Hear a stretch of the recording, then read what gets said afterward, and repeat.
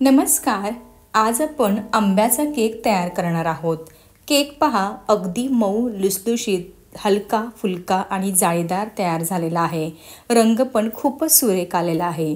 अजिबात मैदा न वापरता संपूर्णपणे रव्यापासून बनवलेला असल्यामुळे खूपच पौष्टिक आणि चविष्ट तयार झालेला आहे. विशेष म्हणजे हा केक बनवताना मी मलाई किंवा दह्याचा वापर जरासुद्धा केलेला नाही. केक तयार करण्यासाठी मी वाटीचं प्रमाण अचूक सांगितलेलं आहे, त्यामुळे तुमचा केक देखील अगदी व्हिडिओमध्ये सांगितलं ना त्याचप्रमाणे परफेक्ट तयार होणार आहे, अजिबात बिघडणार नाही. टायमिंगसुद्धा अगदी परफेक्ट सांगितलेलं आहे. केक शिजला आहे की नाही हे कसं ओळखायचं ते.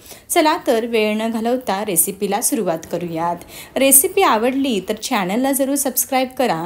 त्यासोबतच नवनवीन रेसिपीच्या अपडेटसाठी बेल आयकॉन देखील प्रेस करा. अगदी निःशुल्क आहे.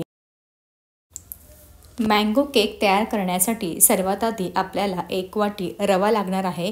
तुम्ही या ठिकाणी बारीक किंवा जाड कोणताही रवा वापरू शकता. मी या ठिकाणी 0 नंबरचा रवा वापरणार आहे. रवा भाजून वगैरे घ्यायची अजिबात गरज नाही, असा कच्चाच रवा वापरायचा आहे. आता एक मिक्सरचं भांडं घेतलेलं आहे. मिक्सरच्या भांड्यामध्ये 1 वाटी रवा घालून घेतलेला आहे. ज्या वाटीने रवा मोजून घेतला त्याच वाटीने मोजून अर्धी वाटी साखर देखील मिक्सरच्या भांड्यामध्ये घालायची आहे. 4-5 मी वेलची घेतलेली आहे.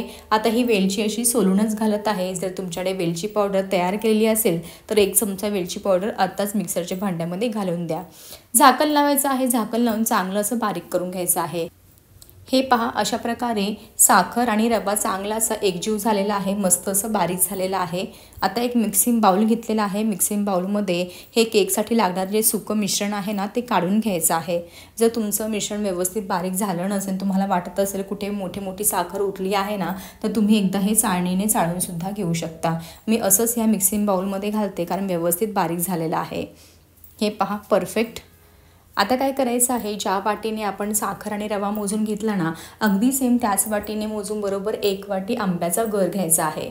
आता ह्या आंब्याच्या गरामध्ये मी जरासुद्धा पाणी वगैरे मिक्स केलेलं नाही, फक्त आंब्याचा गरच आहे. आता मिक्सरच्या भांड्यामध्ये 1 वाटी आंब्याचा गर घालायचा आणि सेम त्याच वाटीने मोजून पाव वाटी दूध घालायचं आहे. दूध गरम न घालता गरम करून पूर्णपणे थंड झालेलं वापरायचं आहे. दुधामध्ये थोडीशी साय किंवा मलाई असती ना तरीसुद्धा चालेल, त्यामुळे केक अजूनच छान चवीला लागणार आहे. हे पहा, पाव वाटी दूध देखील घातलेलं आहे. मिक्सरला झाकण लावायचं आहे, चांगलं असं फिरवून घ्यायचं आहे. अगदी छान असं आपलं आंब्याचं गर आणि दुधाचं मिश्रण ह्या ठिकाणी मलाईदार तयार झालेलं आहे. आता हेच मिश्रण वापरून आपल्याला जे केकसाठी लागणारं बॅटर आहे ना ते तयार करून घ्यायचं आहे.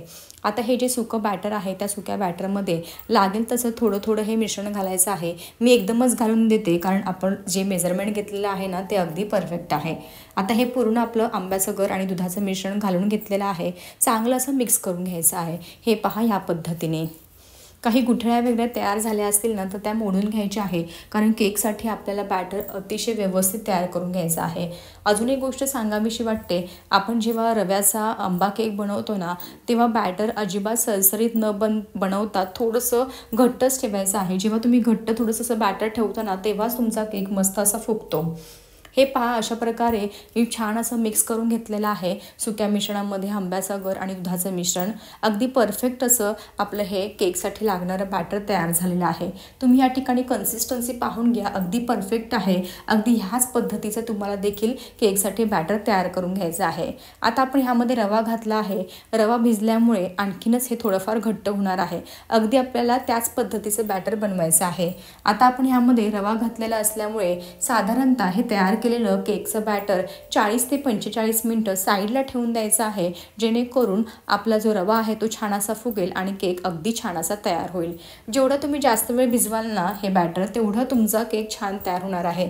जर तुम्हाला जास्तीचा वेळ असेल तर 1 तास साईडला ठेवलं ना भिजवायला तरीसुद्धा चालेल. चला तर एक साधारणतः 40 ते 45 मिनटं हे साईडला ठेवून देऊयात. बॅटर भिजत आहे तोपर्यंत आपण पुढची तयारी करून घेऊयात.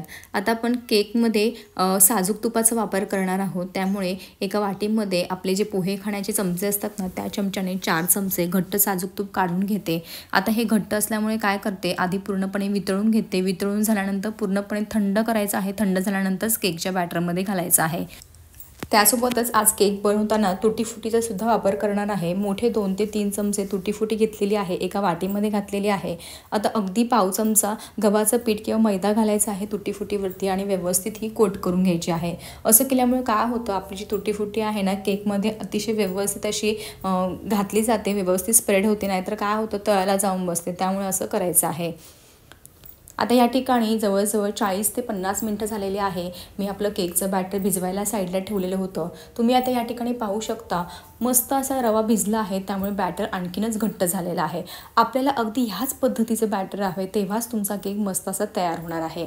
आता जे 4 चमचे साजूक तूप मी गरम करून घेतलं होतं ना, ते देखील पूर्णपणे थंड झालेलं आहे। आता हे पूर्ण साजूक तूप आपल्याला या केकच्या बॅटरमध्ये घालायचं आहे। आता लगेचच कोट करून घेतले तुटी फुटीसुद्धा घालायची आहे आणि अगदी चिमटीभर, म्हणजे चिमटीपेक्षा सुद्धा कमी थोडंसं मीठ घालायचं आहे। कोणत्याही गोडाच्या पदार्थामध्ये मीठ घातल्यानं पदार्थाची चव आणखीनच वाढते। आता घातलेलं साजूक तूप, तुटी फुटी आणि थोडंसं मीठ आहे ना, ते व्यवस्थित केकच्या बॅटरमध्ये मिक्स करून घ्यायचं आहे। मी व्हिडिओमध्ये दाखवते त्याप्रमाणे। हे पहा, अशा प्रकारे घातलेलं साजूक तूप, मीठ आणि तुटी फुटी बॅटरसोबत अगदी व्यवस्थित मिक्स करून घेतलेले आहे। तुम्ही या ठिकाणी पाहू शकता बॅटर अगदी मस्त असं परफेक्ट तयार झालेलं आहे। बॅटरमध्ये एकही गुठळी नाही। अगदी ह्याच पद्धतीचं तुम्हाला देखील हे बॅटर तयार करून घ्यायचं आहे। साजूक तूप घातल्यामुळे काय होतं, केक खाताना घशाला दाटत नाही, मस्त अशी त्याला जाळी देखील पडली जाते आणि अतिशय छान अशी ग्लेज देखील येते। हे पहा, अशा प्रकारे चांगलं असं मिक्स करून घेतलेलं आहे। आता आपला केक मस्त असा फुगावा, छान असा जाळीदार मऊ लुसलुशीत तयार व्हावा ना, त्यासाठी जे आपण घरातला पोहे खाण्याचा चमचा असतो ना, त्या चमच्याने 1 चमचा बेकिंग पावडर घालायची आहे। बेकिंग पावडर घातल्यानंतर त्याच चमच्याने पाव चमचा खाण्याचा सोडा घालायचा आहे। बेकिंग पावडर आणि खाण्याचा सोडा घातल्यामुळे काय होतं, मस्त असा जाळीदार आणि मऊ लुसलुशीत केक आपला हा तयार होतो। आता हे घातलेलं बेकिंग पावडर आणि सोडा देखील फटाफट मिक्स करून घ्यायचा आहे। आता इथून पुढे मात्र आपल्याला हात एकदम फास्ट चालवायचा आहे। बेकिंग पावडर आणि सोडा घातल्यानंतर फटाफट मिक्स करून घ्यायचा आहे आणि लगेच ज्या ट्रेमध्ये किंवा भांड्यामध्ये तुम्ही केक हा सेट करणार आहात ना, शिजवणार आहात, त्या भांड्यामध्ये घालून घ्यायचा आहे।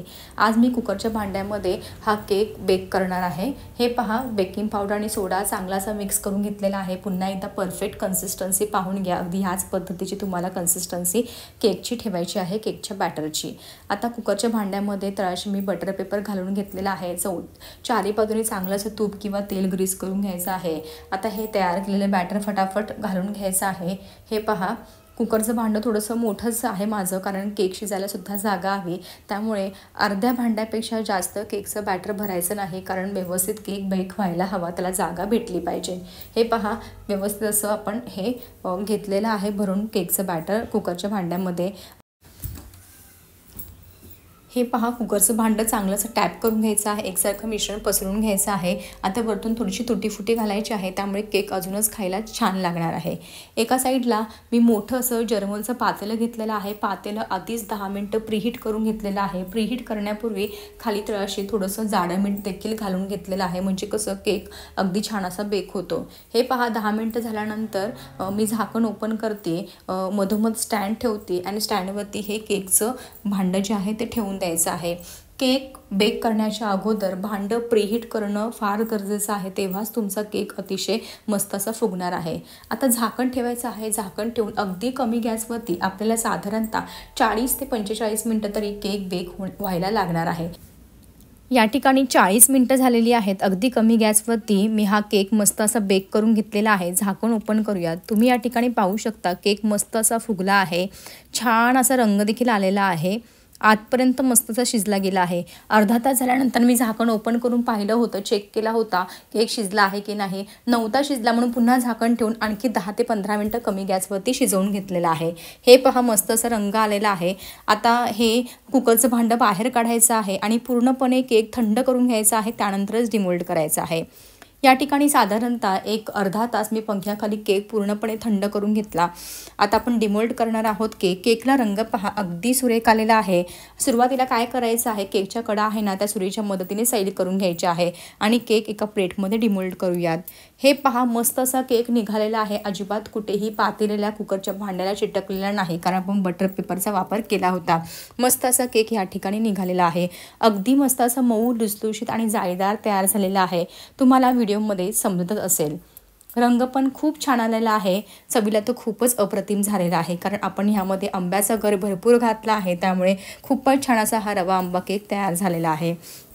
आता मी तुम्हाला केक कट करून दाखवते म्हणजे तुमच्या लक्षात येईल. हे पहा, केकला अगदी छान अशी जाळी पडलेली आहे. जर आपण व्हिडिओमध्ये सांगितल्याप्रमाणे एकाच वाटीने सर्व साहित्य मोजून घेतलं ना, तर तुमचा केक देखील अगदी परफेक्टच तयार होणार आहे. कशी वाटली तुम्हाला माझी ह्याची रेसिपी? आवडली असेल तर हा रवा आंबा केक जरूर करून पहा. अजिबात मैदा वगैरे न वापरता मी मस्त असा केक तयार केलेला आहे. दहीसुद्धा वापरलेलं नाही, तरीसुद्धा पहा केकला छान अशी जाळी पडलेली आहे. रेसिपी आवडली असेल तर जरूर करून पहा. असेच भेटूया एका नवीन आणि सोप्या रेसिपीसोबत. तोपर्यंत मस्त खा आणि हेल्दी राहा.